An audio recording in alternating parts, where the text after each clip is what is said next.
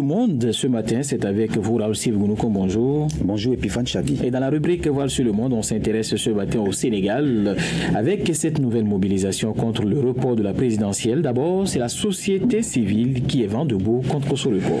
Oui, la mobilisation de la société civile se met en place pour s'opposer au report de l'élection présidentielle et pour s'opposer au report de l'élection présidentielle, pour s'opposer aussi au fait que le président Macky Sall reste au pouvoir jusqu'au scrutin annoncé pour le 15 décembre 2024. Dans une tribune, des juristes de tout le pays et de la diaspora ont interpellé le chef de l'État. Ils estiment que Macky Sall a mis en place un plan de liquidation de la démocratie et ils appellent les Sénégalais à s'ériger contre cette forfaiture. Selon le professeur de droit constitutionnel Babacar Gueye, professeur à l'université Cheikh Anta Diop de Dakar, également président du collectif des organisations de la société civile pour les élections, cette loi viole gravement la Constitution. Dans le même temps, le chanteur et ancien ministre du Tourisme Youssou N'Dour a indiqué s'opposer au report de l'élection.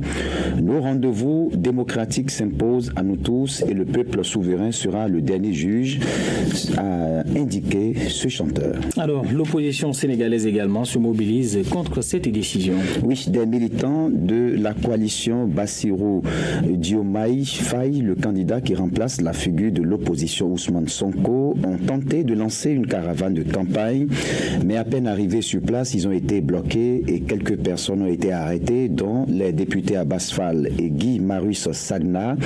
Pendant ce temps, une grande partie des candidats à l'élection présidentielle se sont réunis afin d'organiser une riposte collective.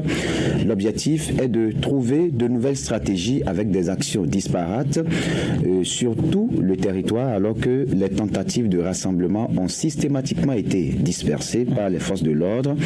Pour cela, les leaders de l'opposition se disent prêts à élargir le combat et à faire participer tout le monde, que ce soit la société civile ou les syndicats.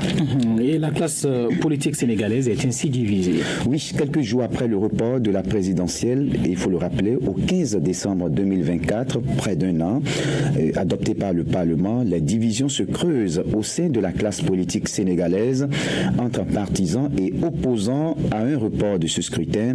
Des divisions qui se retrouvent jusque dans le camp du pouvoir.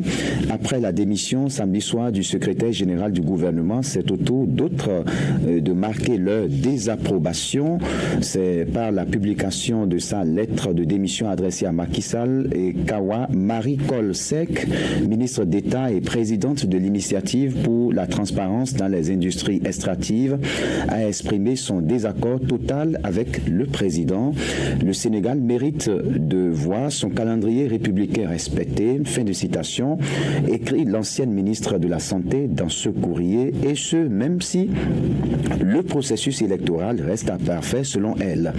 Une façon de remettre en cause l'argumentaire utilisé par le président Macky Sall, qui parle d'une crise institutionnelle grave due à des dysfonctionnements trop nombreux dans le processus électoral et qui mériterait donc que les élections soient reportées. Une autre voix dissonante s'est fait entendre, celle de Zahra Liane Thiam, la directrice de l'Agence sénégalaise de promotion des exportations, qui s'était pourtant battue aux côtés du président de la République Macky Sall lors de son élection en 2012. Mardi, elle a rompu avec son camp, estimant qu'il s'agit d'une violation flagrante de la charte fondamentale. Lundi soir, une députée a aussi voté contre le projet de loi de reporter la présidentielle. Il s'agit d'une parlementaire de la coalition au pouvoir, Beno Bok Yaka. Autant de signes qui montrent que le report du scrutin est loin de faire l'unanimité au Sénégal et risque même de diviser un peu plus le camp de la majorité. Voilà, mesdames et messieurs, c'était donc le point de l'actualité au Sénégal à travers la rubrique Voile sur le monde. Merci à vous, Raoul.